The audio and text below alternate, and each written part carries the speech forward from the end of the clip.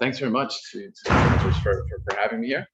Yeah, so today starts topology in computer science from kind of a different direction. So the sort of developments that have been happening with respect to type theory sort of uncover these connections between topology, homotopy theory, and logic, or the theory of programming languages, or as the way I'm going to present it today, more constructive mathematics, if you like. And so I'm not sure, I hope a lot of people, so my plan was, I have two lectures here. My plan was the first lecture to tell you a little bit about type theory, because I imagine, I don't know if a lot of people know very much about type theory. Okay, good. I see some people shaking their heads. Experts will probably be a little bit bored, but so I want to tell you this morning a little bit about type theory, how it's set up, how it's different from sort of classical mathematics as maybe used to practicing it. And then in part two, we'll go into why type theory leads you very naturally towards topology and homotopy theory. So just to sort of get put ourselves on the same page. Oh, we already got a chat. Should I look at the chat or should I just? No, it's not. Okay. Just a quick sort of the setup, how we think of the sort of modern picture, if you like, of classical mathematics, how we think of mathematics today. So the sort of, because type theory gives a kind of different vision somehow of the mathematical universe itself. So the sort of classical picture is, the universe consists of sets of abstract collections that we call sets. And we have the rules of logic, if, and, so and, or, implies, negation, and so on. And we use classical logic. We use this logical theory, which is sort of primary. We think of it as coming before the theory of sets, to axiomatize the properties that we expect of collections. Okay, so we write down a theory of the way elements can belong to sets and how we can manipulate them and how we can create new sets. We write this down in a sort of pre-existing logical framework for sort of logic. Okay, so the two are kind of separate. There's a step one and step two. Also, because we have something like the law of excluded middle, we think of logic, propositions in classical logic as just completely determined by whether they're true or false.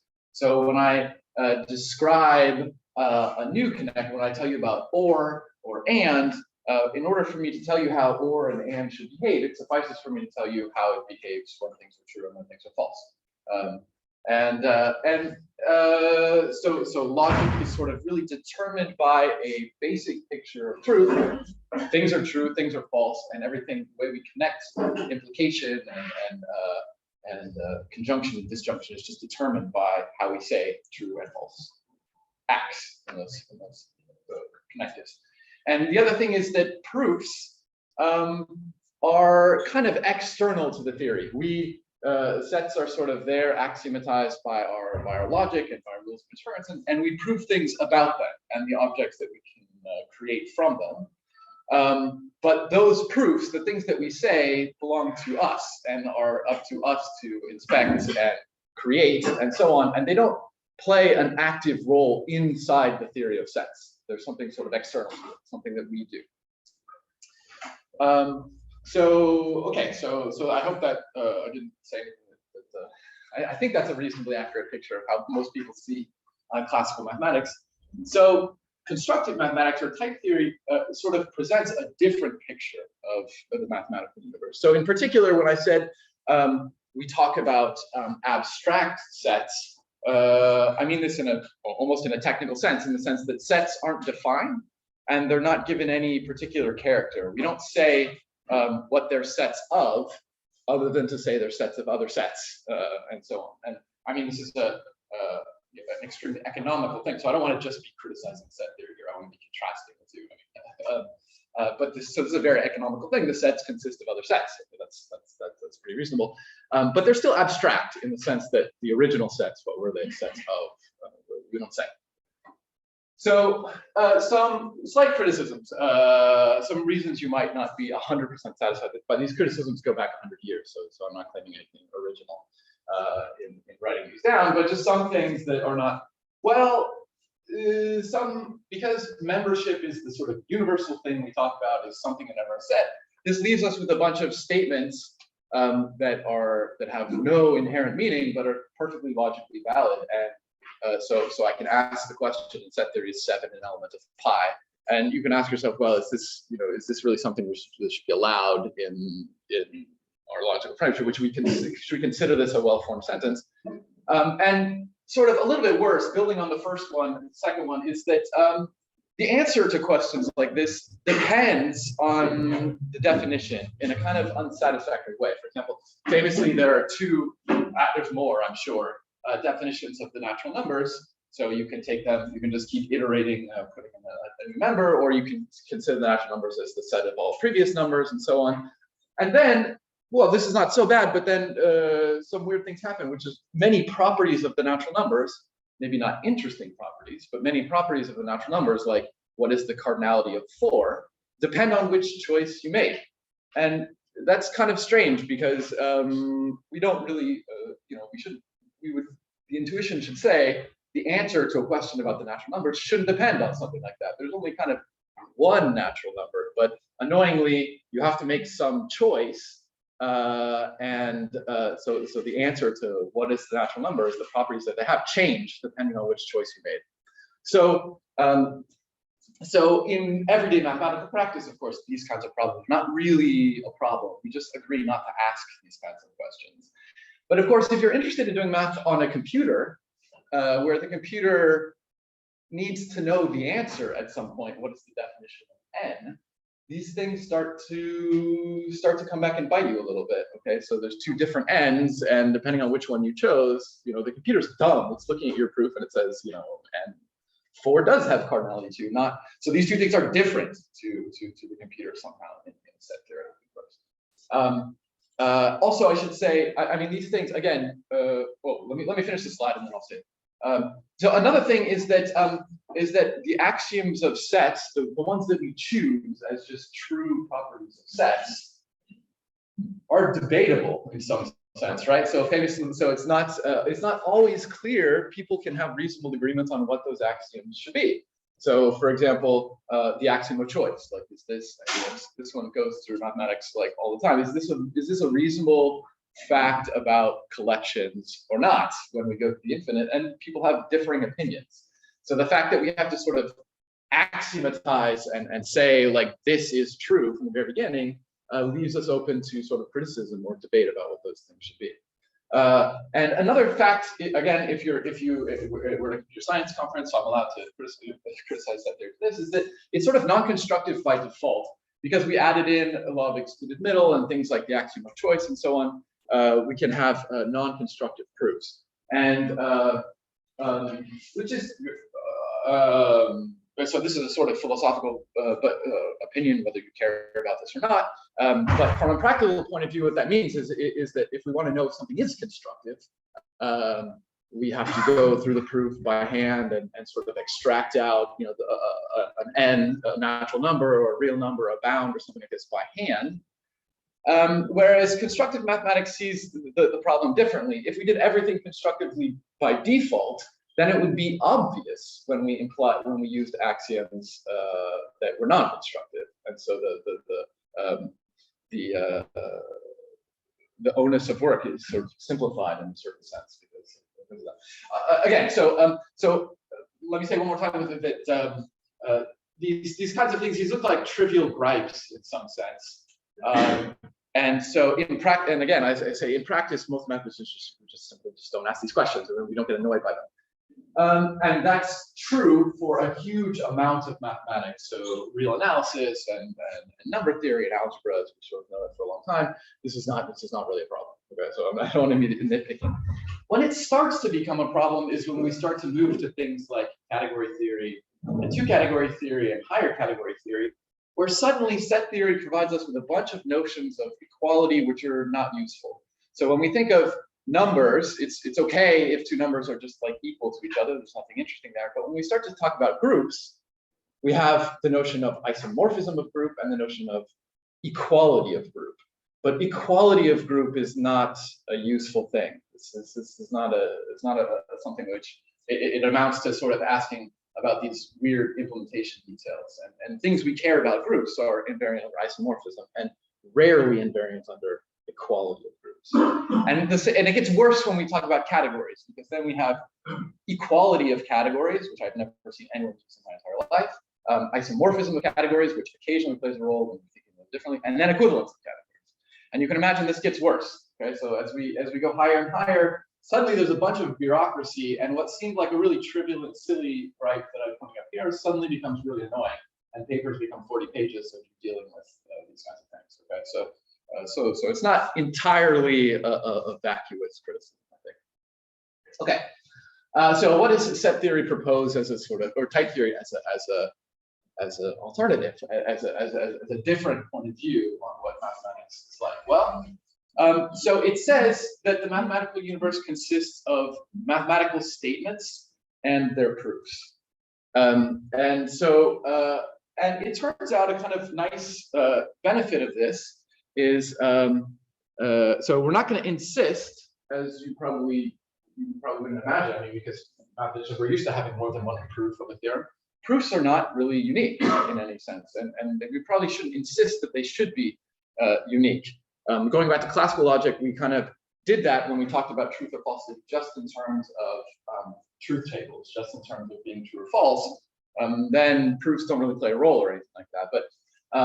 But if we make proofs kind of the elements of our mathematical world, then we can gather them into collections of things by sorting them by what they prove. Okay. And so this may look a bit strange at first, but this gives a kind of nice explanation for what the collections in the mathematical universe are. They're collections of proofs, and things are collected together by what they prove. And so the sort of fundamental way we express this, or notation in type theory, is that X is a term of type A. And you should think of the thing on the right, so it's very similar to sort of set theoretic notation, but you should think of it a little bit differently. The thing on the right is a statement. Is there another word for that? A judgment is more the assertion that a proof is a proof of a certain statement. So the thing on the right here is, so I'll use a bunch of things. So type, because we're doing type theory, is what I would call it, it's a type.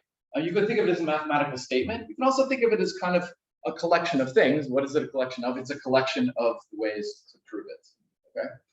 The thing on the left is going to be, I'll call it a term or a proof, or in the interpretation of type theory as a sort of programming language, which we'll see it really is a very sort of strong form of programming language. You can think of the thing on the right as a program, computing an example of the thing. Sorry, the thing on the left as a program computing an element or an example of the thing on the right. Okay, so right. So, and this kind of picture. So I'm going to develop this kind of what more precisely what this means. This kind of picture goes back to a different way of reading the logical connectives. It goes back really to Brouwer, one of the first constructivists, and yeah.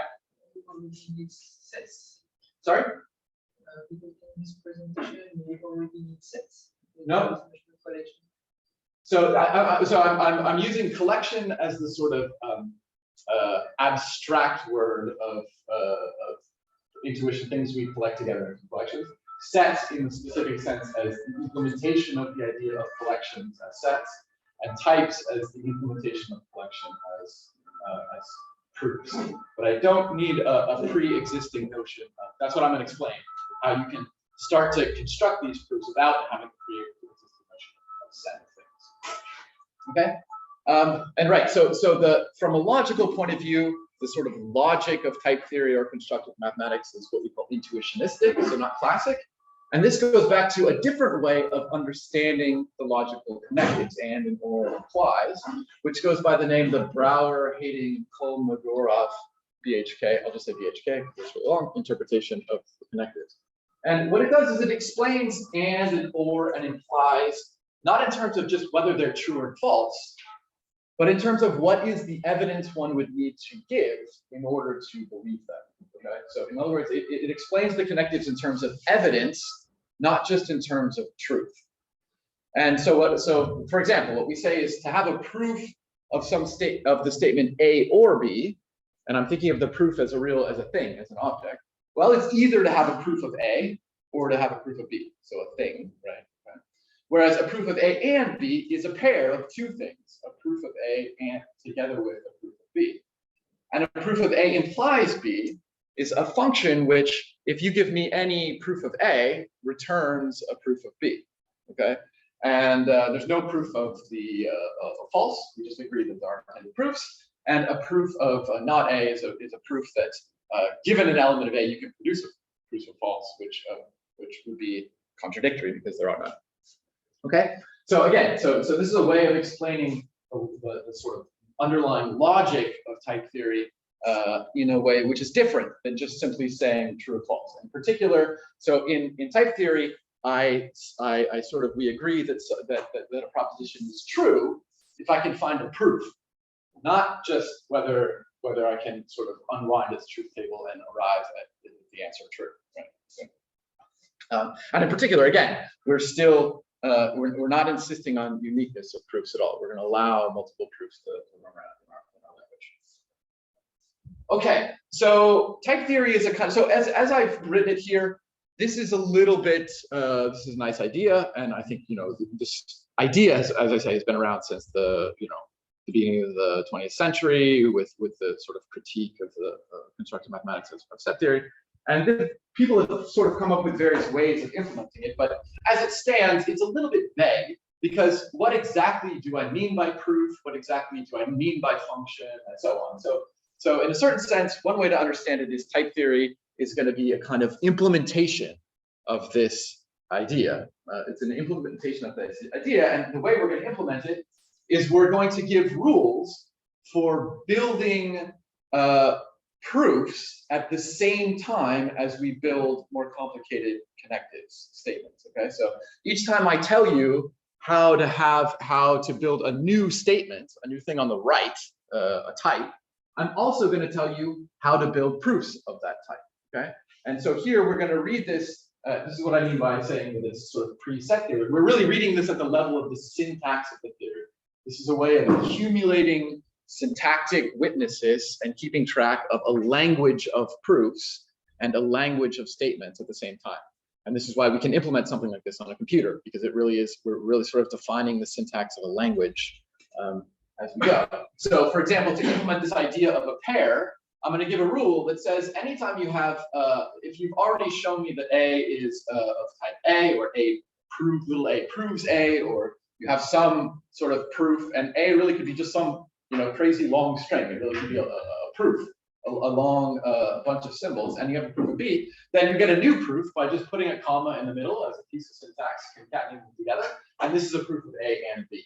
So this implements the idea of a pair, and the red, the orange here is like a symbol which you add to your language of proofs, and I've switched from so I've switched here to use the Cartesian product for and, because you can tell this really just looks like a Cartesian product. Okay? Similarly, to implement the rules for or, which I'm now writing as a disjoint union symbol, because as you can see, in terms of like thinking of the collections of proofs we're generating, here we really start getting distinct proofs, right? Because depending on whether they start with in left or in right, they're going to be distinct. We're going to get lots of different ones.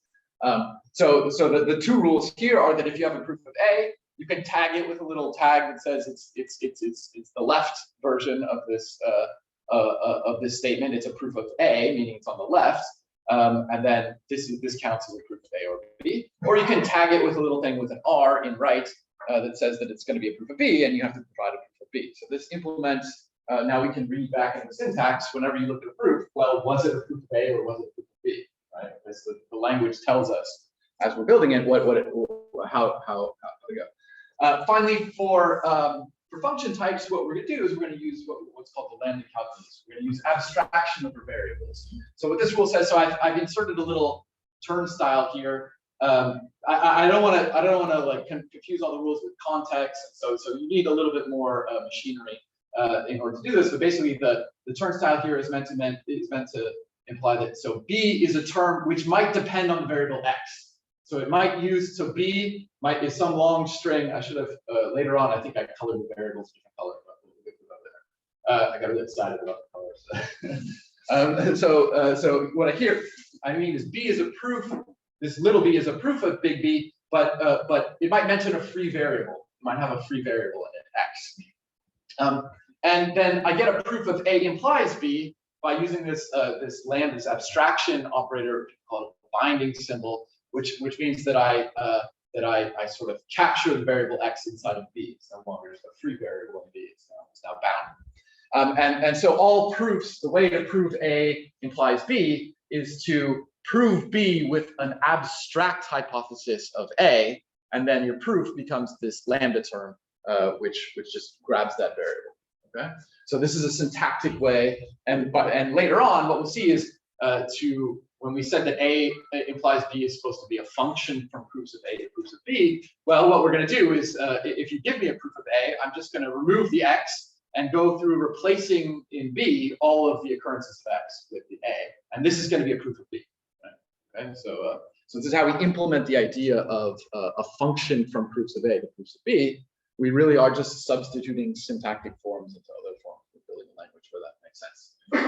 Okay, so again, I've been insisting on this, like the proofs are sort of not unique in any sense. And I've also said that types are supposed to represent mathematical statements. So, I mean, how do I reconcile this? We have to take mathematical statements in a sort of slightly generalized sense. How do I reconcile the idea that n is a mathematical statement?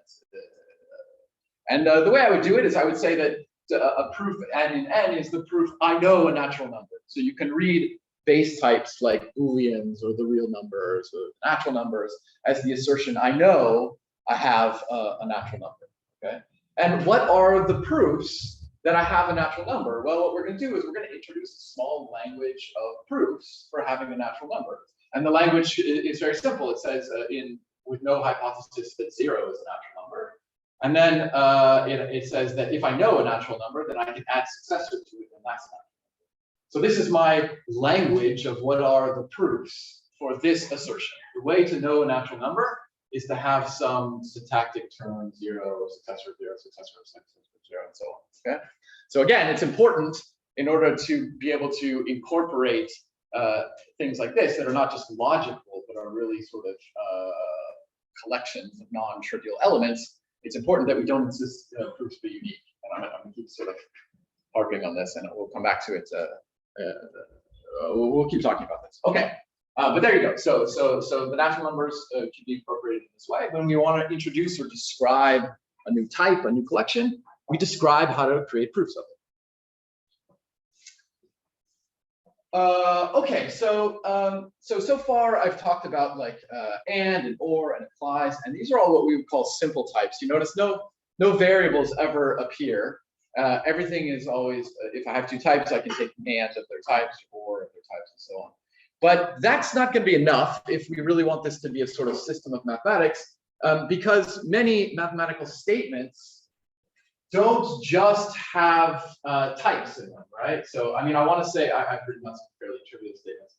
My wife looked at this morning and was very impressed with 4 is less than 7. She said, "Wow, you're really talking about some advanced stuff today." But the point is that if we want statements that we would recognize as mathematical statements to be like encoded as types, we need to allow types which are more complicated than just being combined together with binary operations all the time. We need to allow types which can also have terms or variables appear in them. Okay, and in particular, one thing that we haven't talked about with this sort of collection of types is quantifiers. We also are going to need some notion of quantifier built into our language. So types of these more complicated forms where we have sort of terms or variables which can appear, then we call these dependent types. Okay? They're types which might depend on particular terms. Okay, so let me show you how you might axiomatize, for example, this less than or equal to type. That's what I'm thinking of as the type former here. Okay, so you could do it like this. You're going to say whenever n and m are natural numbers, that I have a new type, a new constructor, right? Okay, this is different from and or. It's just a different type, and I'm going to explain how to prove it. And by the way, I'm saying that it's so when we have these more complicated types which might have variables in them, we kind of are forced to introduce a new, which I'll write in purple, although a new assertion, a new statement to our language. Not just a statement that say n is an element of n, but the statement that something is a type. Okay, so this becomes a mathematical statement also. The assertion that some type is well formed in some context. Okay, and also I've written it in purple here, but it really should be in green. Okay, I'm really thinking of it as what we call a universe, which is a type of all types. Okay, and when I say something like that, probably people's like contradiction. People might worry about that. It's okay. We can stratify them consistently. So if I say that type itself is an element of type, there are some circularity problems. But you can solve these by having multiple universes, large types and small types. So this is not. So I'll kind of ignore this distinction. But in order to have these dependent types, this is a kind of key idea: is we need to add a collection of all types, and then there's a new assertion. New assertion is some type is well formed. Okay. And you can see earlier in the lecture we had this nice sort of distinction: the red things on the left and the green things on the right, the terms on the left, the proofs on the left, and the statements on the right. And as we go to dependent types, you can see. I'm sorry, I'm not going to be able to preserve that sort of distinction anymore, right? Terms now can move over to the left, and if I consider the well-formedness of a type as also a kind of proof, a proof that I've constructed a type, then types also can appear on the left. So suddenly both proofs and statements can sort of cross the boundary a little bit. So I won't be able to keep my color scheme very well, but in any case, okay? So what should I consider as evidence for this new type that I'm defining right here, this less than or equal type? Well, a simple way to axiomatize it would be to say that if I have any n, then 0 is always less than any n. And again, I just add some piece of syntax, which I've called less than 0, which just becomes a new expression in my proof. And also, if I have 2n and a proof p that n is less than or equal to m, I'll say that I can create a new proof that the successor of n is less than or equal to the successor of m. And that I'll just, again, record with a new piece of syntax with an s instead of 0, and I need to keep track of the p, the previous proof that I have. In practice, I also need to keep track of the n and the m, but let's not worry about that. Okay, so for example, a proof that 2 is less than or equal to 4, well, I can apply LT0 to 2, and then I'll get a proof that 0 is less than or equal to 2. And then if I do successor twice, the 0 goes from 1 to 2, and the 2 goes from 3 to 4. Okay. So I have explicit proof. I keep track of a proof that 2 is less than or equal to 4. Okay. So again, yeah, we're not doing anything super advanced, but this is maybe not how people usually think of the mathematical assertion 2 is less than or equal to 4. They were really keeping track of proofs and statements. Okay. So there's a kind of picture that you can have in your head for how these dependent types are behave. So if I have a type, so another common type is what we call a common example in programming language theory of types that we want to have, which might have these variables in them, is what people call the type of vectors or the type of lists of a fixed length. Okay, so for example, you can have a language where you have a type A and you have the vectors of type A depending on n, and this is meant to be for each n, depending on n, you get a type, and the only elements of the type are the lists of your base type of a fixed length, that length n. And there's a kind of picture, or you can think of this vector. So here I'm doing vectors of booleans, of truths and falses, and you can think of this vector b as kind of a function from the natural numbers to type, assigning to every natural number the type of those things. And equivalently, you can sort of think of it in this kind of what I would call fibrational picture, and we'll come back to that, which is that the base type here is the natural numbers, and over each natural number you have the type consisting of the elements of your type family or your dependent type at that element. Okay, so this idea, this is like if you have a function from x to y and set there, you can always create a function from y to the collection of sets by just taking its fiber, and these two things are kind of inverse to each other. So this intuition also plays an important role, as we'll see. Okay, so these dependent types sort of, you can think of them as families of types indexed by elements of some other type. Okay. Right. So once you have this this sort of picture, so once you have this picture of dependent type, then we can introduce the quantifiers that we're sort of missing. Okay, so we need this. So here's how it works. We're going to have two quantifiers, what we call the dependent product and the dependent sum, that are going to play the role of for all and exists in our language. Okay. And how does it work? So I have a type A, and then I have, this is my notation for a dependent type. In other words, I have a type which might mention the variable x. Yeah.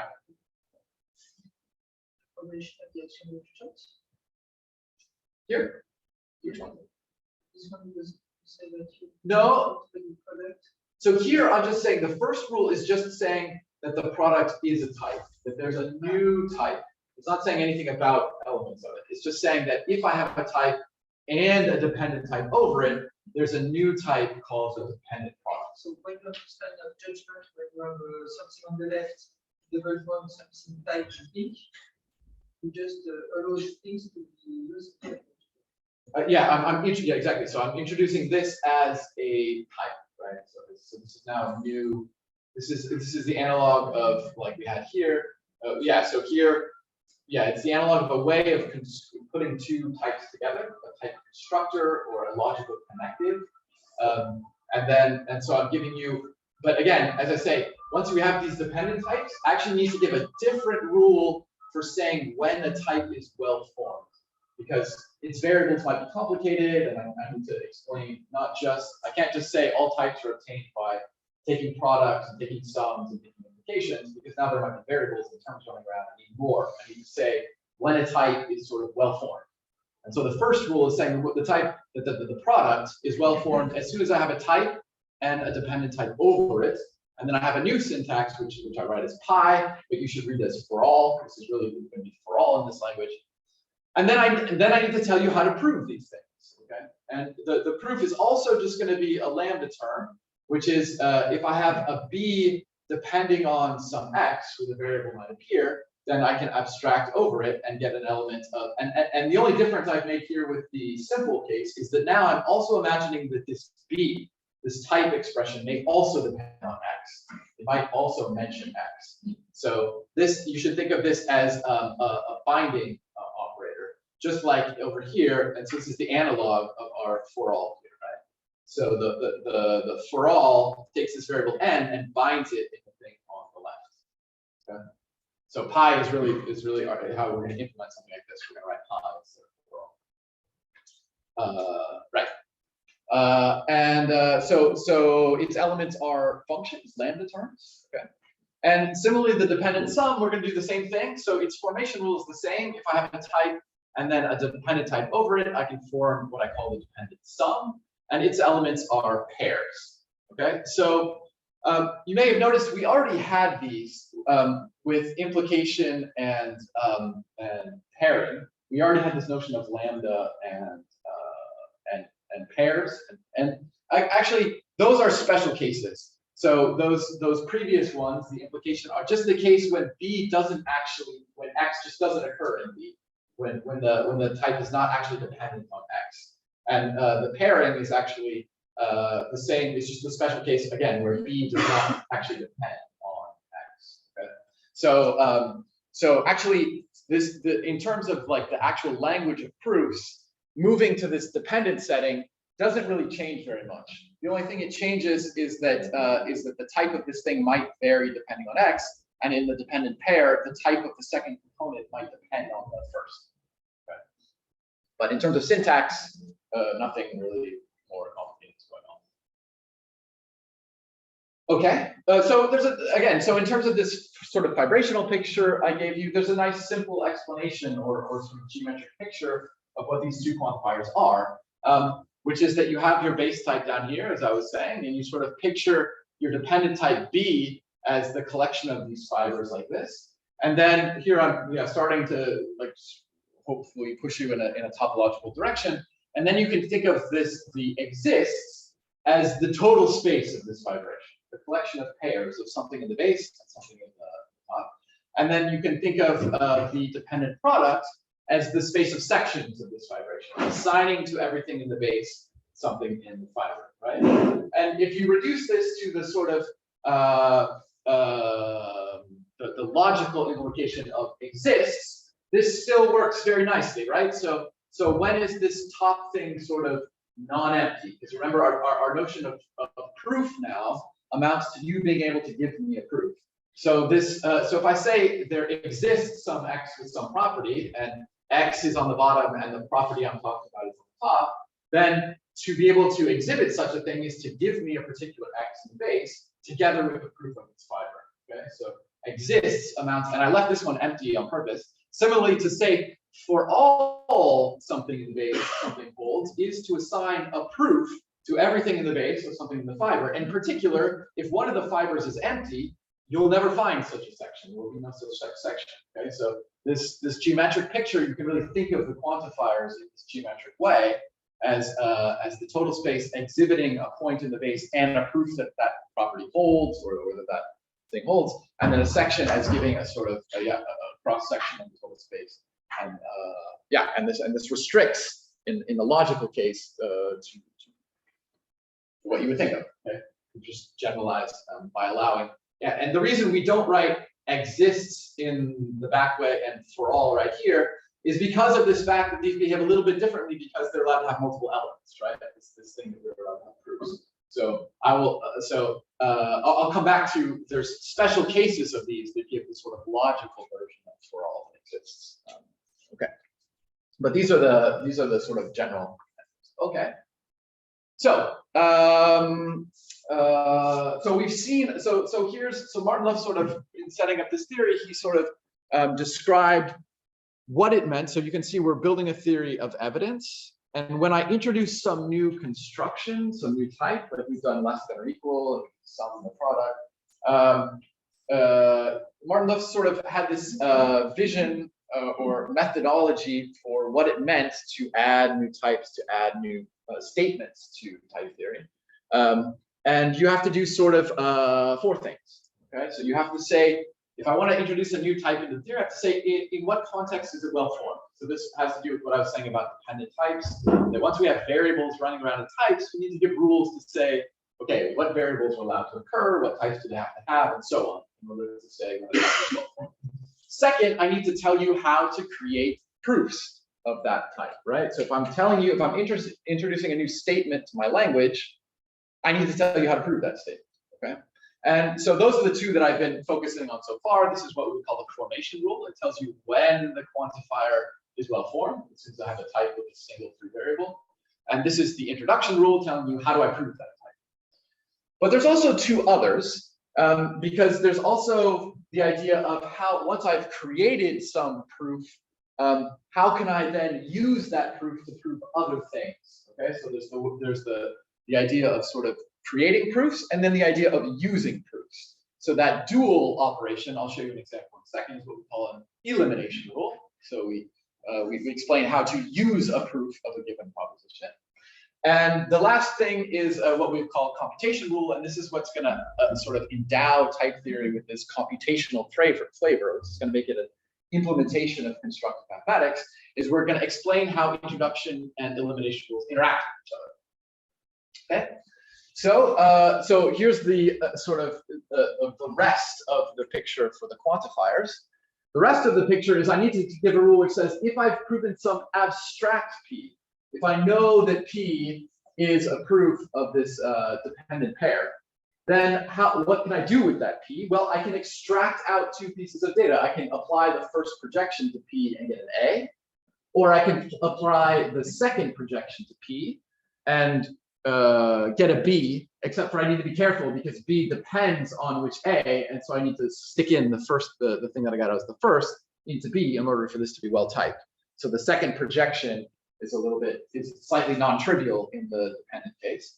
And then I say a rule, which is that if I introduce a proof of A and B by just using the pairing operation and apply first, then I get back A, which seems like a natural sort of thing.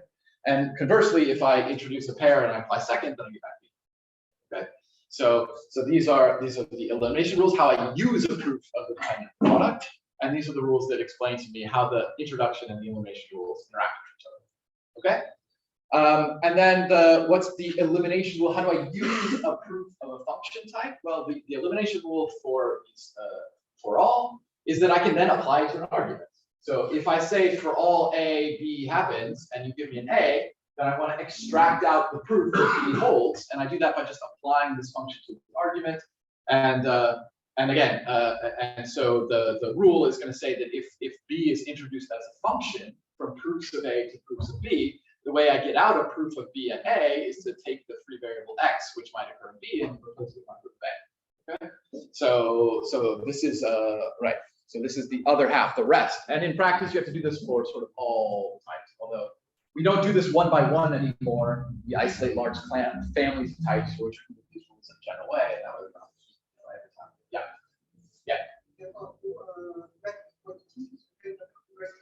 That's right. So the black equality is a kind of rewrite rule on the syntax of our proofs. So a way to say it is that, and in terms of logic or proof theory, this is saying that you have some proof tree, but it may not be in normal form. It may have what we call cuts, right? Examples of introduction and elimination rules. And so the sort of heart of the theory is, if you like, reducing proofs to normal forms. Okay? And as a sort of example, so I'll give an example here. So for example, right, so once we have, say, the natural numbers and also existential quantification and for all quantification, then we can write terms of type n, which are no longer just numerals, right? Because I can write this one, for example. I can take the 4 and the 7, and I can apply it to lambda xx, which is the identity function, and then I can take out the first pair. And the typing rules will tell me this has type n. If I just follow the rules through, this will tell me that this thing has type n. But it's not just a number. It's not just successor of 0, 0, 0, 0, 0, right? It's some other term. But if I follow all the rules that we introduced at each point, then first I can stick this rule in for x, and so the x will come off, and this thing will be, x will be replaced with 4 and 7, and then I apply the first projection, I get 4. Okay, so exactly as you said. So this is what equips type theory with the notion of computation, a notion of reduction, and this is what turns it into essentially a kind of functional programming language. So now I have this syntax of my language, and I've explained how to reduce things to normal form. This is my notion of computation in that language. Okay. And there's a sort of nice meta theorem about this, which is that the canonicity, which says that if I have any closed term of a ground type, so like the natural numbers or the Boolean or so on, then this always happens. It will always reduce to a series of introduction forms. Any term will reduce to it. Okay? And it's because we've been very careful about describing at every point how to give a proof and how to use a proof and how those two things are dual to each other, that we have a nice property like this. And so what that means is, in this system of mathematics, if you ever prove that you have an element of n, maybe it'll take you the length of the universe to reduce your proof to a numeral, but you're guaranteed to always get one. Okay, so this is what makes this into a system of constructive mathematics. I can never prove I have an n without telling you what n is. The system guarantees that I will always have, so will always be able to tell you what n is, if you give me an n.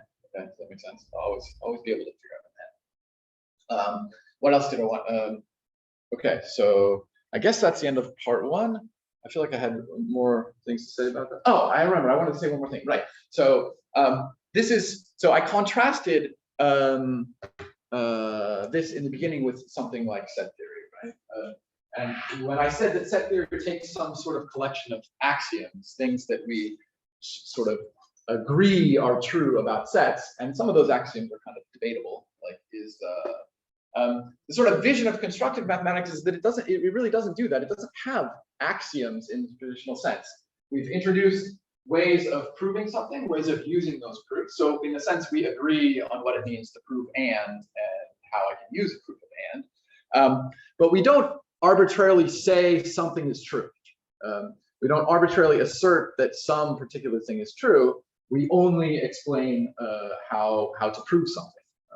And so this is slightly different. And so, you know, I think constructive mathematics view this idea of computation as a kind of ruler by which things must be true, right? So if your type theory sort of goes away from having a nice property like this, you're introducing things that can't sort of be verified by pure computation. Okay, I think I'll leave it there, and then we can take a break, and we'll come back and talk about topology.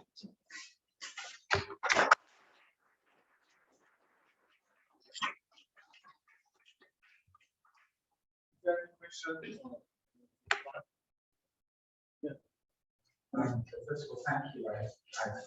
I'm absolutely sure it's a great talk. Thank you. Sure. So,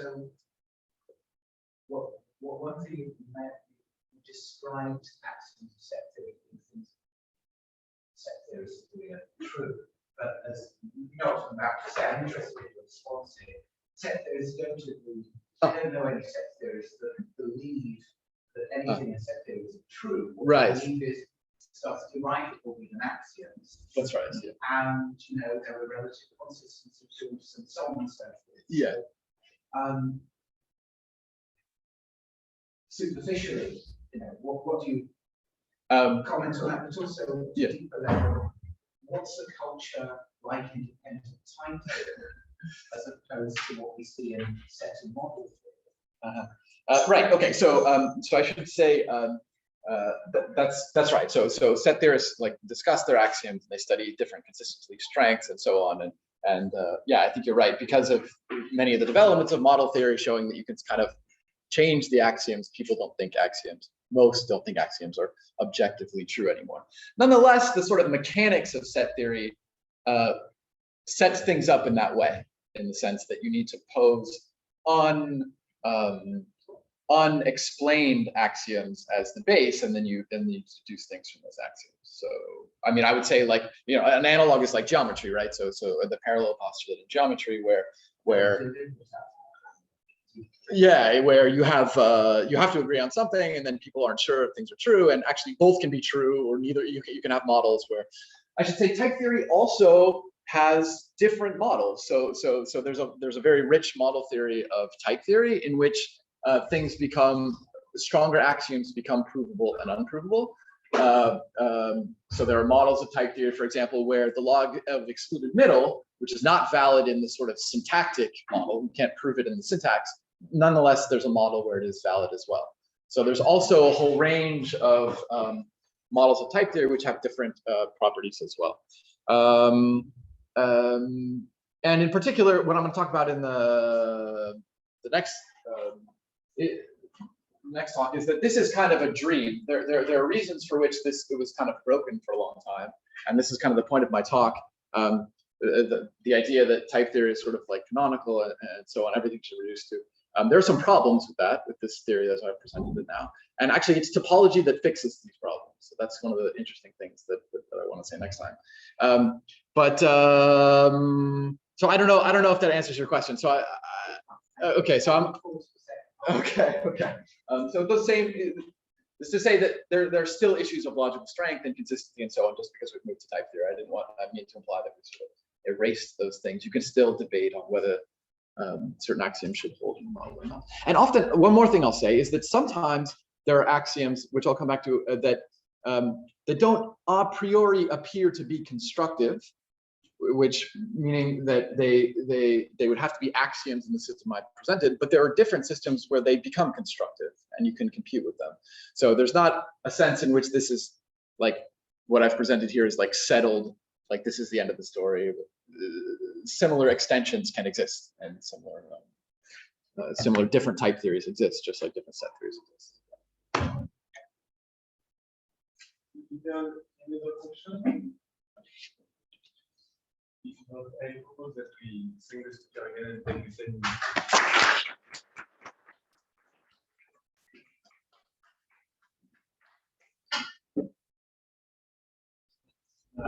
Okay, so welcome back everybody.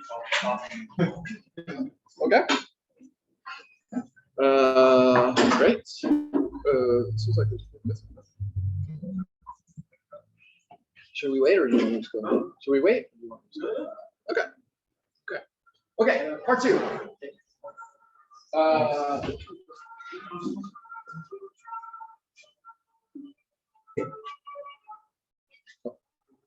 Okay, so in part 2, I want to sort of tell you about the connection with this system of logic and its connection to homotopy theory and topology.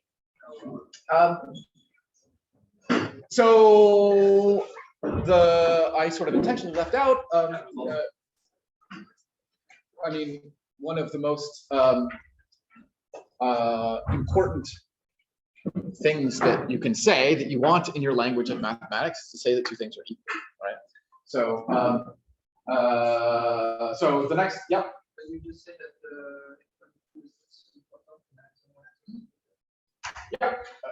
yeah, that's what we'll see. Yeah, that's where we're going. Okay, equal, equality. So I'm actually not going to use the word equal. I'm going to use the word identification for that exact reason.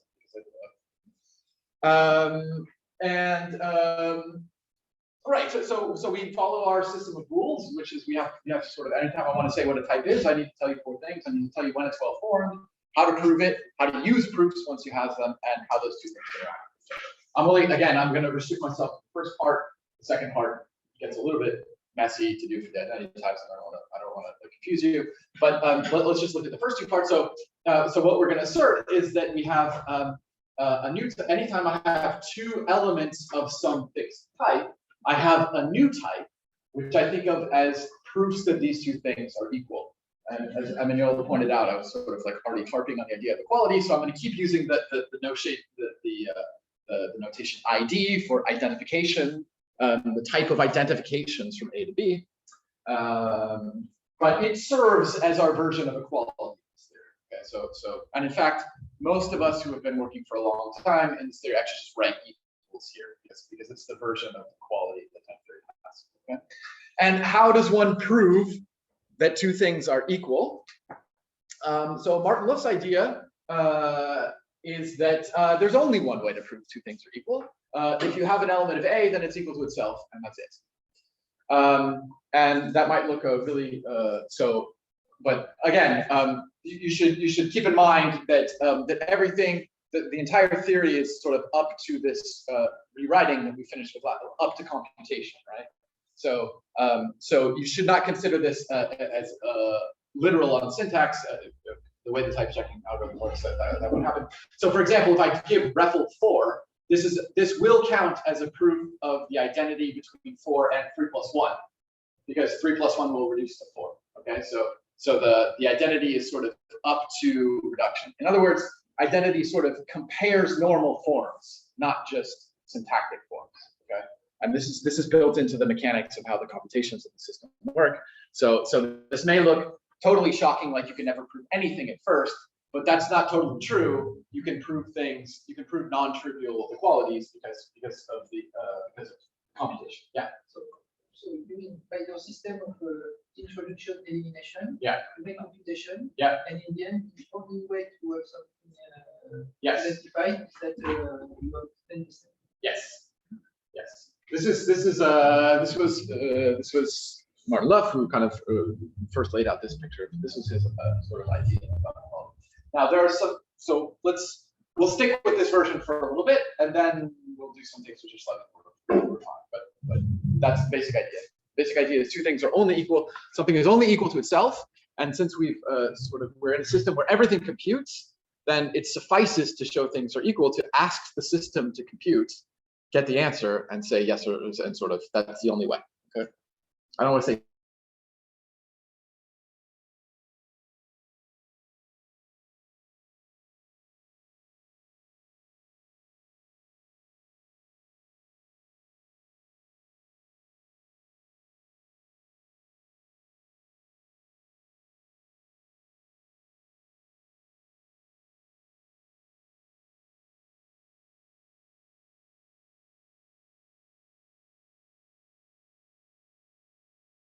Is well formed. And I suddenly find that not only can 2 things that I might have proofs that 2 things are equal, but I might be able to consider proofs that those 2 proofs are equal, and proofs that those 2 proofs of those 2 proofs are equal. say it right? I'm not sure. And so on. Okay. So and this is just as I said. So in set theory, again, comparing with set theory, logic and equality in sets is defined in terms of the logic, right? It's defined in terms of the membership relation. So it plays no role inside the theory. But as soon as I make proofs play a role in the theory, I'm going to have this behavior. As soon as I ask equality there to be an internalized version, a collection of ways things can be equal, and I say that all things should have this property, I will get this. Okay. So it's the point I want to make is that this is in a sort of constructive setting. This is a little bit unavoidable, this phenomenon. Okay? And the second is, and this is why I've insisted so much in the beginning on this idea that proofs need but not be unique, as we've seen very, very many examples of this where they're not. We can't insist that the proofs of identity be unique in that sense. Okay? So these are two things which are a little bit shocking to your first, so your sort of intuition for equality in the way we sort of always, the way you might understand it classically. Okay, so again, there can be higher versions of equality, and equality need not be unique. Okay. Now it may look to you, and it looked to type theorists for almost 20 years, that actually, hold on a second. I mean, we only said there was ever one proof of equality, right? So shouldn't it be the case that after I iterate this, there's nothing more. There's no new ways to do this. There's only one actual proof of equality, and there's a slight subtlety there, which is that which I'm kind of ignoring in these rules, which is that not only do I have to worry about whether there's one equality in a closed context, in other words, when there's no variables, but also whether there's only one equality in an open context where there might be free variables. And that's where there's a sort of distinction. In a closed context, it's true. So if there's no free variables running around, everything will reduce to reflexivity. So there's only one proof there. But I might have multiple proofs running around in contexts where there are variables. Okay, so it's a slightly subtle distinction. And it puzzled people, I think, for a really long time. It was a source of confusion. And so in about the mid-90s, so people wondered if you could prove the following statement. Given any two elements of x and y of A, again, I'll read this in type theoretical language so you get used to it. For all x, y, and A, and for all p, q in the identity type of A, P is identified with Q. In other words, this is the statement that after one step, everything becomes equal. If I have any two proofs P and Q that x and y are equal, they must themselves be equal. Okay. So this would be the statement that this tower is really not interesting because it gets completely trivial after one step. Okay. And in the 90s, Hoffman and Stryker proved that this is not provable. This is independent. There are models of type theory where this is false, and the model that they built is what we call the Groupoid model. So there's a model of type theory in the category of groupoids, where you interpret types as groupoids and dependent types as fibrations of groupoids, which is why I used the fibration I think a long time. And you can interpret all of the rules of the theory into this category. There's some technical details of doing it because syntax is really straight and confused or whatever, but you can do it. And in that category, the identity type gets interpreted as the Hom between two elements in a groupoid. And there are groupoids where this is non-trivial. So if you have a complete model there, if the theory proved that this was the case, it would imply that every groupoid was sort of trivial, but that's just not true. It's not the case. Okay? So this shows that that these identity types in principle, you can't prove that they're going to be true. You won't be able to prove in terms of the theory that this doesn't go on forever. And they even suggested, actually, as early as the 90s. I mean, groupoids are kind of special kinds of spaces, right? You can think of a groupoid as a kind of special kind of this, like the classifying space of a group, or a bunch of connected components, which are classifying spaces of groups. So from a topological perspective, there's really a simple intuition that these are like spaces. And they even suggested, well, maybe there's also a model in two groupoids, and three groupoids, and four groupoids, and so on. And this sort of gets very close to the what people call the homotopy hypothesis, which is the idea that spaces up to homotopy are the same thing as infinite dimensional groupoids where you go on forever. The idea being that a groupoid records just the path structure, the algebra of paths that one has in the topological space, and this is somehow its homotopy type, right? The homotopy type of the topological space is like the algebra of its paths, but forgetting any notion of distance or any notion of nearness or so on. So they sort of suggested, and this is, and then in the around 2006, 2008 or so on, people started to sort of make this precise. The first step in this direction was, well, it was about the same time as Awodey and student Michael Warren, who showed that actually, if you take a Quillen model category and you think of the elements of this model category as types and the fibrations as the dependent types, then, well, with a couple extra axioms, but not that many extra axioms, this was a model of type theory. Okay, so you really had these models coming just directly out of homotopy theory. And then on the other side, Peter Lumsden, Rich Garner, and Van Berg, they showed that actually from the syntax of type theory, you could extract out some of these algebraic models of weak higher dimensional groupoids. Okay, so the actual syntax of the theory was actually producing for you these sort of rich higher dimensional structures, just in terms of how just the simple rules for how you manipulated equality generated this entire sort of tower of structure. And so this is kind of the beginning of the idea that that maybe, you know, Martin-Löf was trying to write down a constructive set theory. He was trying to write down a theory of constructive sets.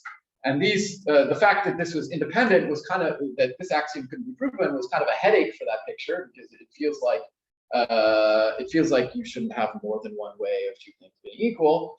And so these results are starting to show that maybe what he got by accident was a theory of higher dimensional spaces. And that's the kind of the intuition that's guided this direction of research. Okay, so yeah, so you can see, so I didn't describe for you what, how the actual elimination rules for the identity type works, right? So I said there's only one way to prove it, but then there's a kind of complicated, I would say, oh, it's not that bad once you get used to it, but a way of using it. And you can use those elimination rules to generate a bunch of more proofs of equality.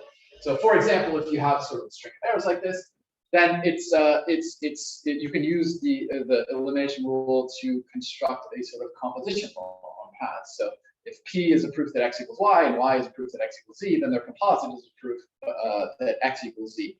So in terms of equality, you would think of this as the transitivity of equality. But in terms of sort of this geometric picture, it's simply just a composition of these two paths. And you can prove this just from the rules for how the identity type works. But then this goes on, and this is where you start to get some higher dimensional things. Is that actually, if you have a path P and you compose it with reflexivity, you can actually prove that that's P itself. But that is not a path anymore; it's a path of paths. So it's a two-dimensional path. So we can already see that these the equations that hold among equality proofs actually live in higher dimensional equality proofs, and so on. So for like the associativity, you'll be able to produce a two-dimensional cell relating the two different ways of composing a couple different proofs. Again, paths or proofs of equality. That's the sort of the geometric intuition is to replace, is to think of this equality as the paths in a particular space, and iterated equalities as higher dimensional paths. Okay, so the laws appear in higher dimensions, and this is kind of exactly the picture of what a higher groupoid should be. It should be a kind of a groupoid in which the axioms that we write down for it as a category are actually witnessed in the next dimensional higher. So that the rules for equality actually do reproduce them. So a more interesting example, and I think one that no one thought to write down in constructive mathematics until this was realized, is that you have the Ekman-Hilton argument. So if you have two of alpha and a beta, which are proofs that reflexivity of X is equal to reflexivity of X, then you can play this little game by sliding the two around each other, and you can really make this completely explicit with the rules for the identity types, and you get a proof that the composite this way is the same as interchanging the composite this way. Okay. So again, so this is an example. Again, I say, and now people have gone even further with this. Recently, someone, I mean, well, maybe I'll not be too modest, because we wrote down sort of a theory where anyway, it doesn't matter. You can sort of isolate the picture of the identity type to study it in a nice way, in its own theory or whatever. Anyway, and so what I wanted to say is that people, I mean, if you know a little bit about topology, this is the sort of braiding. You can think of this as the braiding in pi 3s2, right? So the braiding of two homotopy type of yeah, and it's well known that if you suspend that map once pi and look at it in pi 4 of s3, that it has order 2. That braiding twice, if I raise the dimension once, I can sweep the braids by each other, and the relation that you can put them, that you can move those two braids by each other is sometimes called the solipsis, and so people have now constructed the solipsis in this way as well. Okay, so you can all the sort of structure, topological structure we expect to be there inside a homotopy type, you can really write it out sort of syntactically.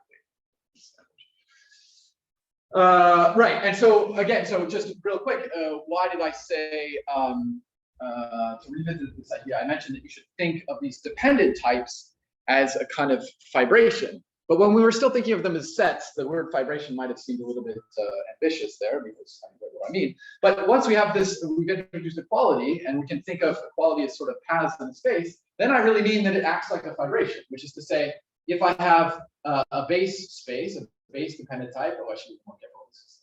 And then I have two elements and a path between them, and I have an element B0 living in the fiber over here, then I can use that path to push B0 into the other fiber, and I can get an actual term in B of A1.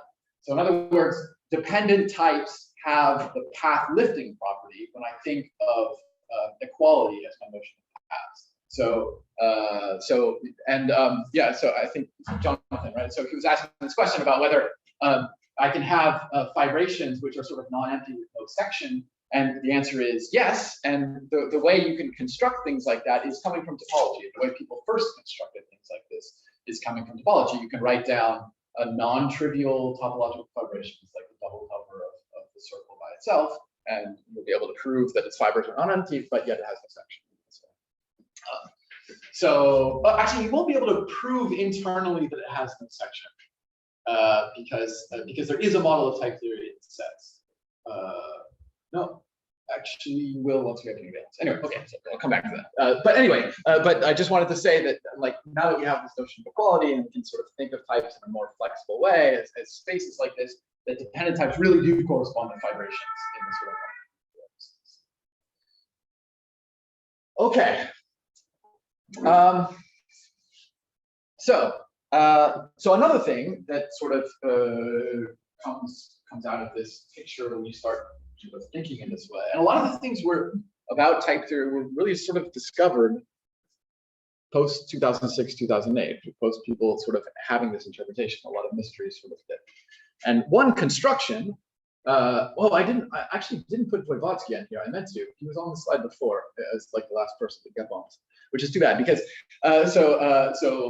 these were really these are really sort of meta-theoretic results. But sort of, famously, Vladimir Voevodsky, very well-known mathematician, sort of sat down, got interested in formalized mathematics, sort of looked at the system and said, oh, I recognize this. This is a theory of homotopy theory, essentially. And he didn't just give model theoretic results. He started to actually, kind of do these things. He started to implement this, treat types as homotopy types, and give some definitions that people never thought to give before. And one of them, for example, which is surprising, no one ever came up, well, maybe someone had written this down, but they probably didn't generalize it, is what we call the notion of being a contractible type. So a contractible type is one which says, we'll just read, it nicely combines sort of three fundamental constructors of type theory that exists for all m(x). So a type X is contractible if, and let's just, again, so you read this as exists and for all. So if there exists an X, such that every Y is equal to X. Right, so there's one point and every other point is equal to it. Okay? So you have to be a little bit careful. The caveat is that to a topologist, this might remind you more of path connectivity. Okay. So the difference is that, that the path to X that you choose must be continuous in Y. So, so if you think, for example, on the circle is connected, you can always choose a path from your point back to the base point. But as you move around the circle, when you get to the other side, you keep having to go around backwards, and you can't switch over to the other path, right? So if I ask that this choice be continuous in the second variable, then this is a correct notion of path connectivity, of contractibility. There's a corresponding notion of connectivity, which is slightly different, but it also exists. So okay, I'll come back to it. Maybe we can come back to it in the end. Yeah. What happens if you do pi x, pi y instead of pi y? We'll come to that. You're going to see that on the next slide. Okay. So after I have this notion of contractible, we can use this. So it's a fact that if a type is contractible, all of its identity types are contractible. So contractibility automatically just collapses everything. Okay, it's not a completely obvious fact, and this is why, you know, Voevodsky was probably the first one to prove this. So contractibility is inherited by path spaces. So if you're contractible, all your path spaces are contractible, and their path spaces are contractible. You're really contractible. Okay, there's nothing there. And so what we can do is we can go now by induction, and for historical reasons and reasons that always happen in topology, we should start at -2 here instead of 0 to make it correspond with our topological intuition. But in any case, we say a -2 type is contractible, and we say something has level n+1, like its successor of n, if all of its identity types have level n.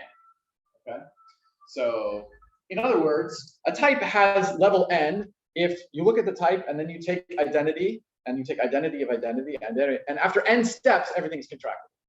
Okay, so in other words, such a type, its tower, this tower of iterated identity types that I showed you, it becomes completely trivial after n steps.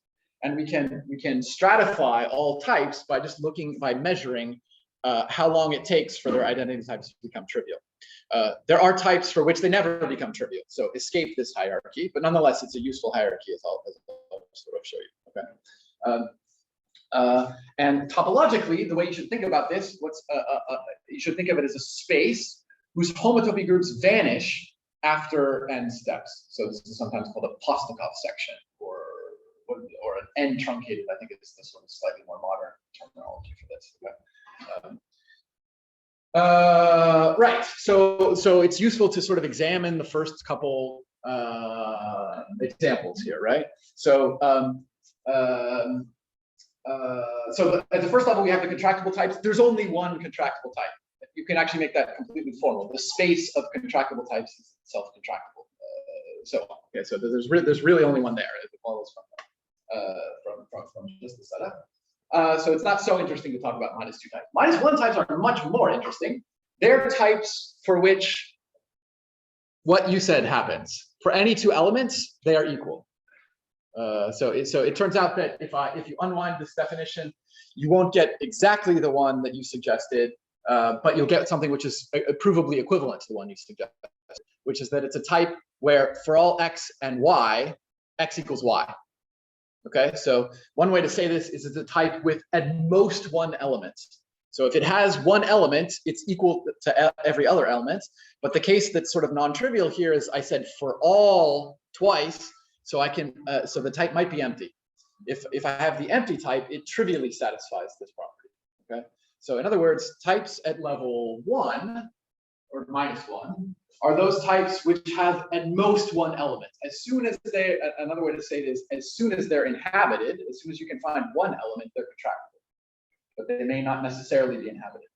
So these types play the role of truth values, because they're types which are sort of either, so to say either true or false is to use a non-constructive axiom, right? So the better way to say it is the positive, the constructive way, which is as soon as they have an element, that element is unique. Right?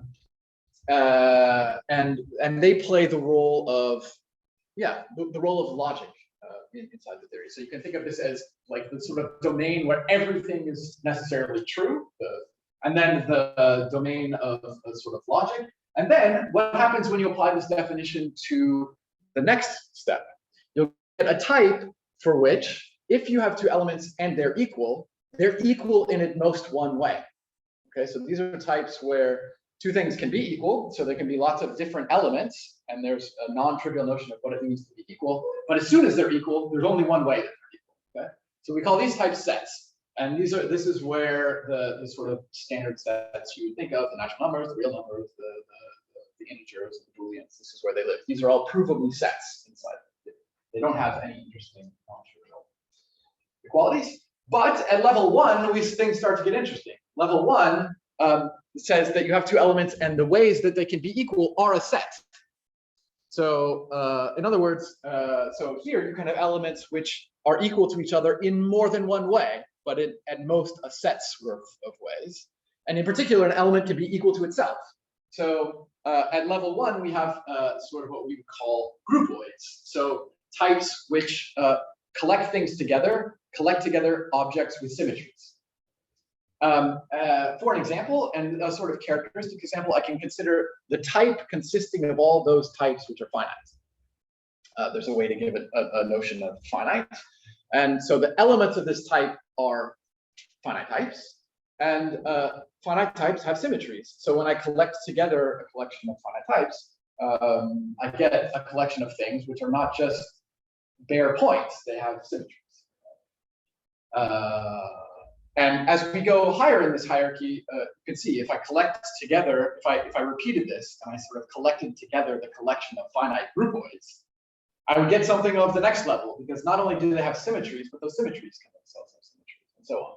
So this level reflects what you might intuitively think as the sort of level of categorical complexity, the degree to which the sort of categorical level, where we start off with elements, then we put them together into objects or structures, but those structures suddenly can have symmetries. And then we can look at classes of structures, categories of structures, and those have symmetries, but those symmetries can have symmetries, and so on. That's the intuition term. And in particular, this really clarifies, I think, that what we were doing, we started out sort of writing down some logical connectives, and we said, okay, we have to take logic in a kind of generalized sense here, because we allow for more than one proof. We allow our logical to have more than one proof. But once we have equality around, we can recover inside of the theory those things which have at most one proof. So in other words, we can isolate the logical fragment of the theory inside the theory itself. So again, this is in contrast to the way I was saying, like set theory, we define logic, and then we use it to describe sets. Here we describe everything at once, and we find logic inside of it as a special case. Okay. Yeah, quick notion, right? So I want to say, a useful thing that comes up right away is the notion of an equivalence, which is, so you can easily write down the notion, this is a kind of subtle point, you can write down the notion of what it means for two types to be in bijection with each other, right? So that would mean that I have maps one way and map the other way, such that the composites are of equality. So I can write this down. This turns out to actually not be a fantastic notion for a reason that I'll explain right here. So this is a slightly better notion. A slightly better notion is the notion of when a map is an equivalence. So how do we define that? So say I have a map from X to Y.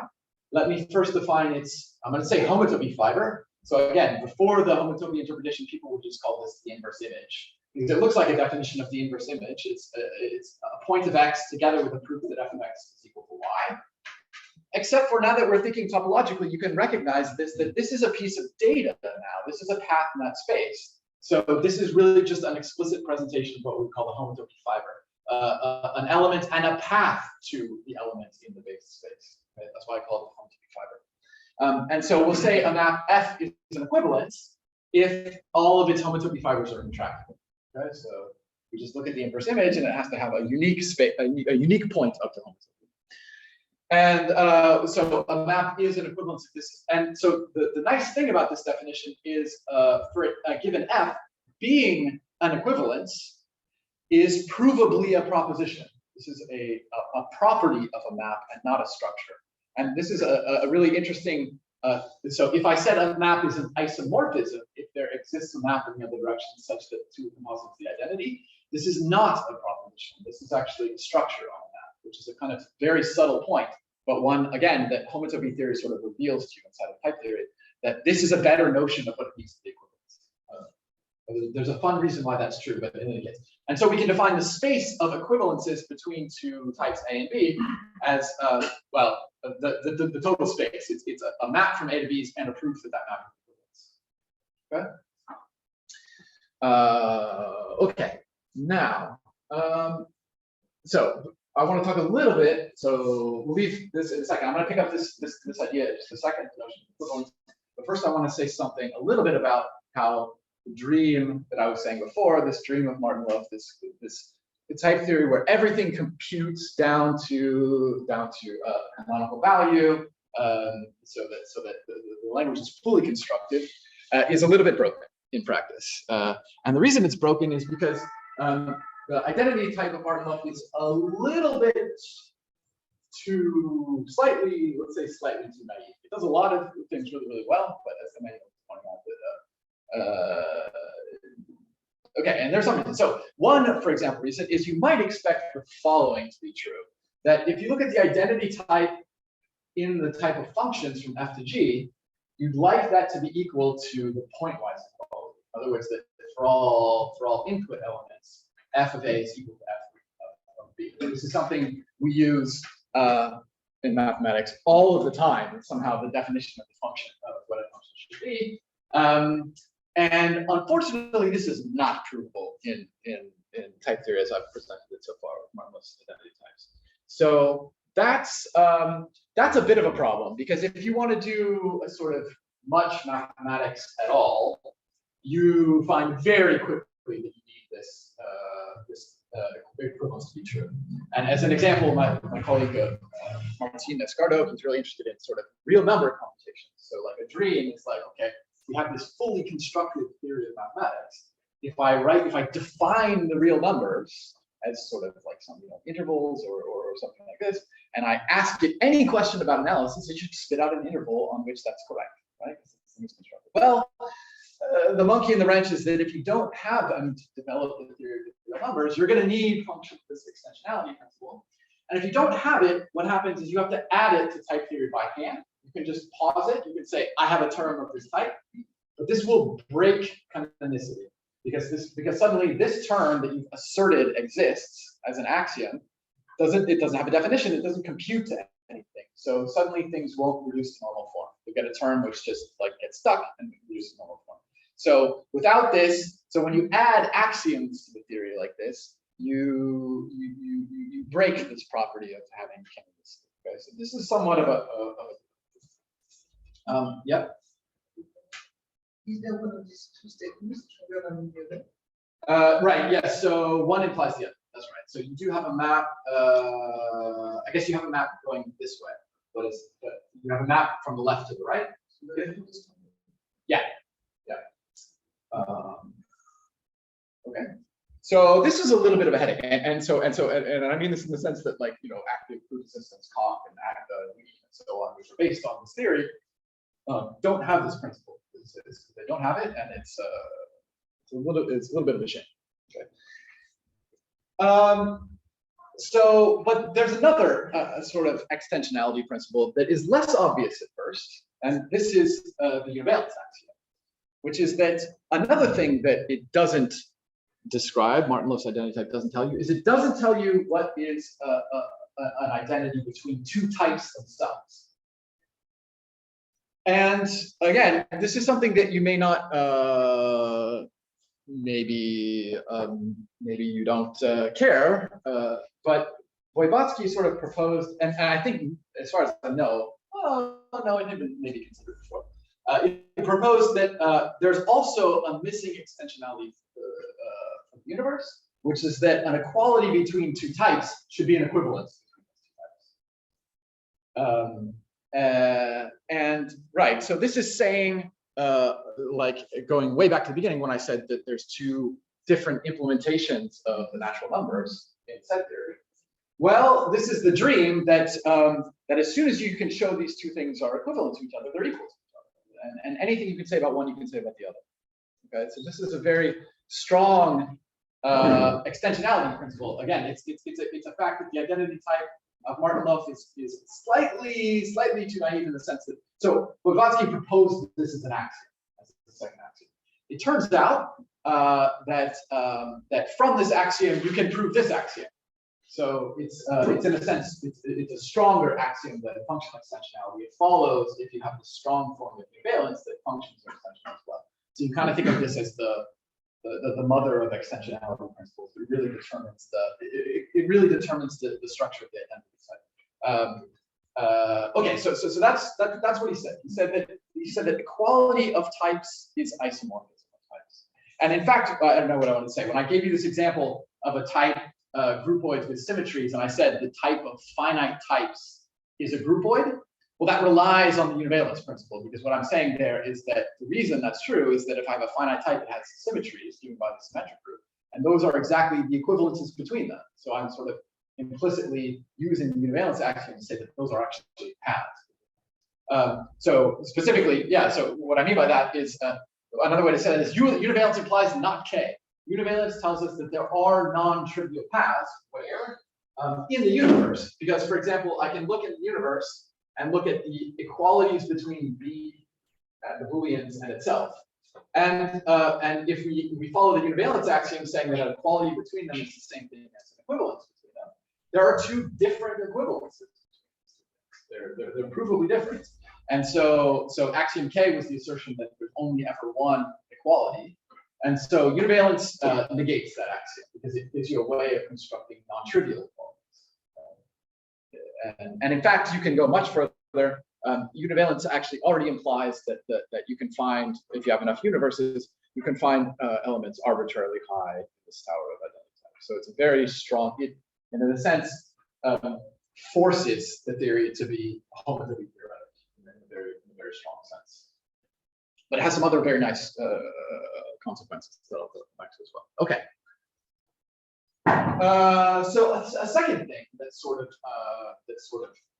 gets added to or sort of clarified by this picture is that type theory has for a long time struggled with the notion of quotient types because not only for constructive mathematics, but I think I would say even just in programming language theory as well, which is that you'd like to be able to express, this amounts to saying that I have types around where I can express to the compiler or the proof assistant or whatever, that I always use two elements of this type in the same way. And so many times when we write down languages, interpreters and stuff inside of a programming language, we imagine quotienting by the syntax because any things that compute to each other, we're always going to treat them in the same way. But we have no way of expressing this fact inside of it. Anyway, and from a mathematical point of view, the lack of a good theory of quotients is clearly problematic. I mean, what happens if I want to say, if I want to find C1, 2, or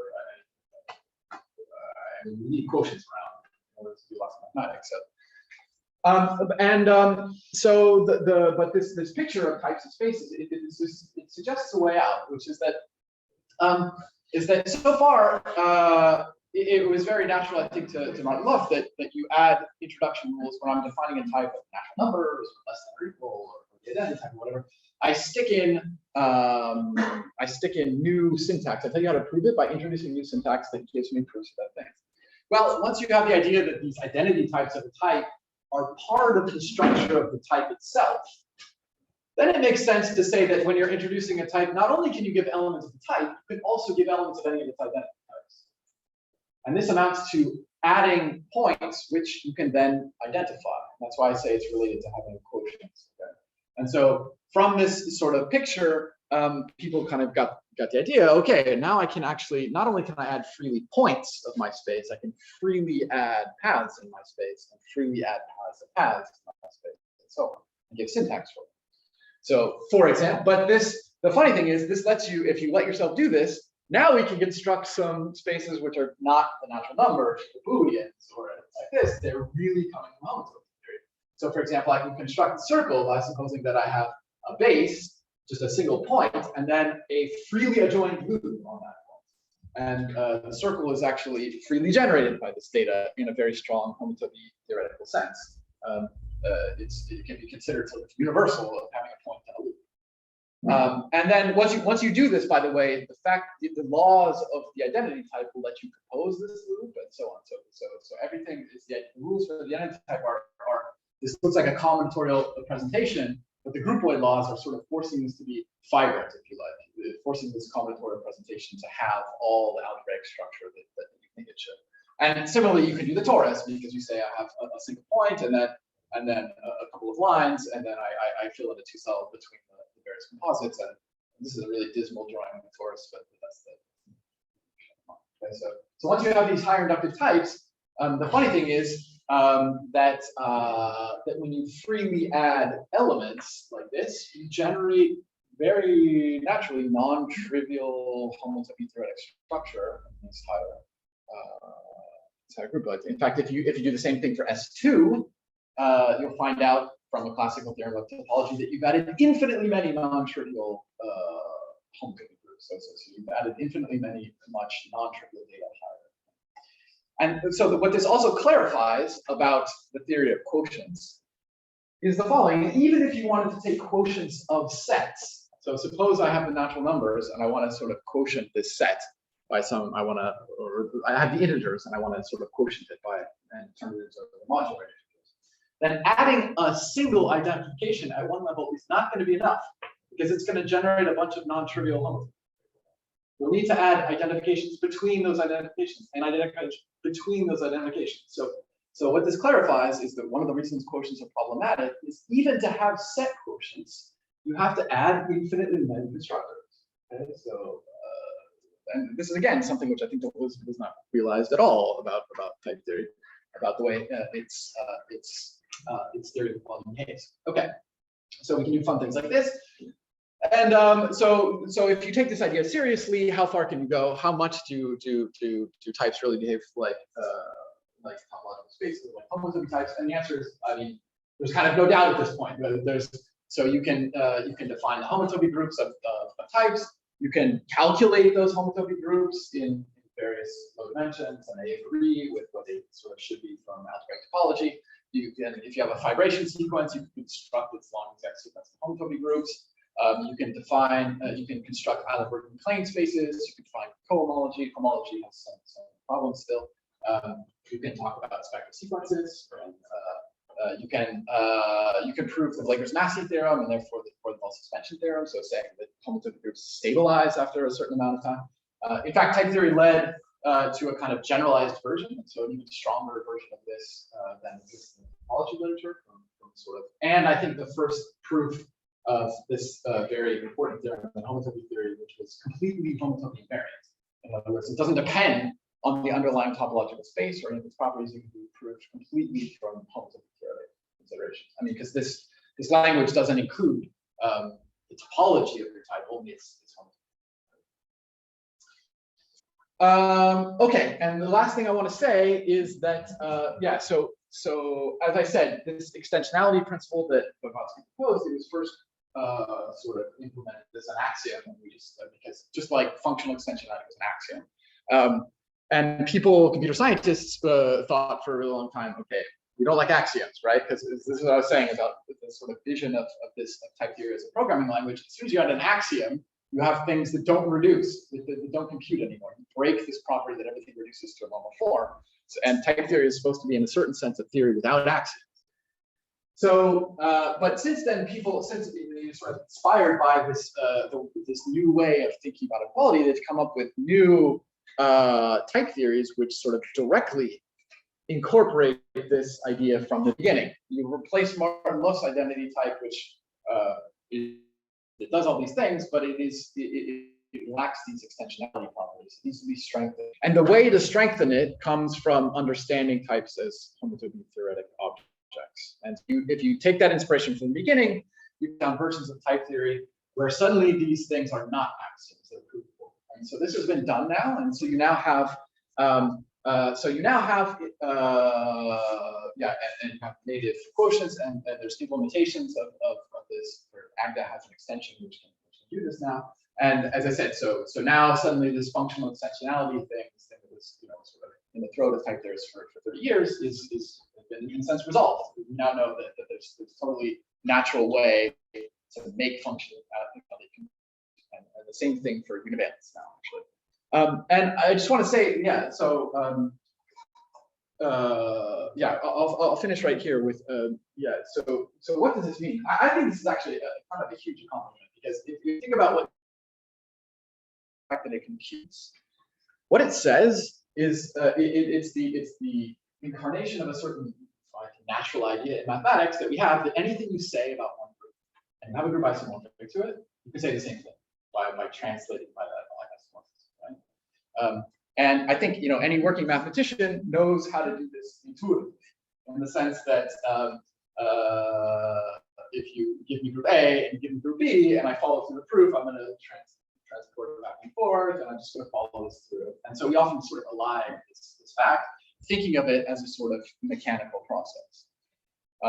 The question is, to what extent is it actually a mechanical process? And the answer is, now we know. We actually have an implementation of this fact. In this language, if you say anything about one type and give me an isomorphism, I can compute what that statement says about the other type. So that's a little bit remarkable in some sense, that there's a language that's that strong. But in fact, it works. So this is so I think this is an application of topology which has really kind of resolved some problems with people's picture of type theory and how it works. So thanks very much. Bye.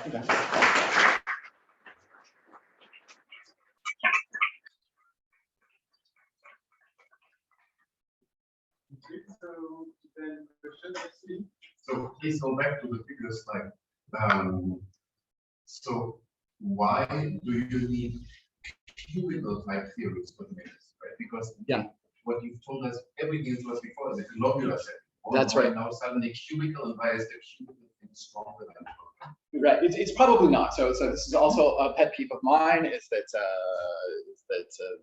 there are many different versions of higher dimensional groupoids, many different definitions, many ways, many different shapes we can choose. And there's no reason to suspect that any of them are sort of non-constructive in any sense, right? But the cubical type theories the cubes have a very sort of simple reason why this works well, which is that if you have, homotopy theory is in a large sense kind of determined by having an interval around. As soon as you have an interval around, you can kind of do homotopy theory. And the advantage that cubes have is that the interval, if I take its product, is also a cube, right? So another way to say this is that if I look at cubical sets, the product of representables are again representable. And what this means is that, and the way these theories work, is they view paths, they view proofs of equality as maps from a formal interval. And you can do that by implementing maps from a formal interval as a function type. And then you can use lambda calculus and so on to compute. But if you do that, you're going to need to have multivariable functions, and these give you cubes. So if you want to use, so computer scientists, they want to use the tools that they have. The tools that they have are lambda calculus, function abstraction, these kinds of things. And if you do this with some new variables, which you think of as dimension variables, dimensions in the cube, it just generates cubes. So I don't think that's a fundamental obstruction. I think it's a convenience. The first models that people came up with that could do this were the first way they thought to do this was to use the tools that they had in terms of functions, and this leads to cubes. So but I don't think it's a fundamental obstruction. Just to elaborate on this a little bit, are the different cubical sites that can be used? Yes, right. Yeah. So there's that's right. So the basic idea of these theories, as I said, is that you add an interval, and you can axiomatize that interval in different ways. You can give it different algebraic properties. If you want symmetry, you should add the fact that it has a negation operator. These things called connections correspond to it having min and max operators. So you can endow this interval with some algebraic structure, and people have experimented with a number of different kinds. They all have subtly different properties. these. There is one axiom which I found which is stronger than what we used to know from Martin-Löf, where there was those Awodey cubical mathematics which have a kind of diagonal. Right. So one thing that people have been using is these diagonal ones. This turns out to be really convenient for these hits, but there's a lot of variation possible actually. Yeah. So cubes are complicated. Yeah. Are there any interesting models where function extensionality does not hold? So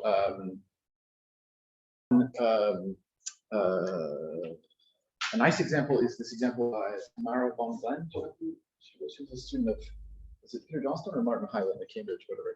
In her thesis, she wrote down a model. I think there were ones before this, but hers is the one that I have in my head. If you take type theory, you have this notion of polynomial in type theory, this notion of dependent polynomial, and you can look at the polynomials in your type theory, and this is again a model of type theory, but you have to take the fibrations to be something kind of special, and this invalidates function extensionality. Is there any intuition as to why? I forget. I don't have the. I don't have the actual intuition. I mean, when you write down the example, it's clear that it works. I don't know how they came up. I think Martin Highland had studied these models before and maybe stumbled on it. But yeah, there are. So this model is clearly then not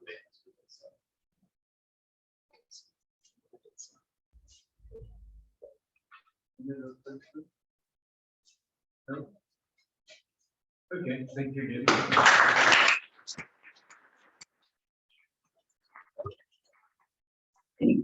And we start by the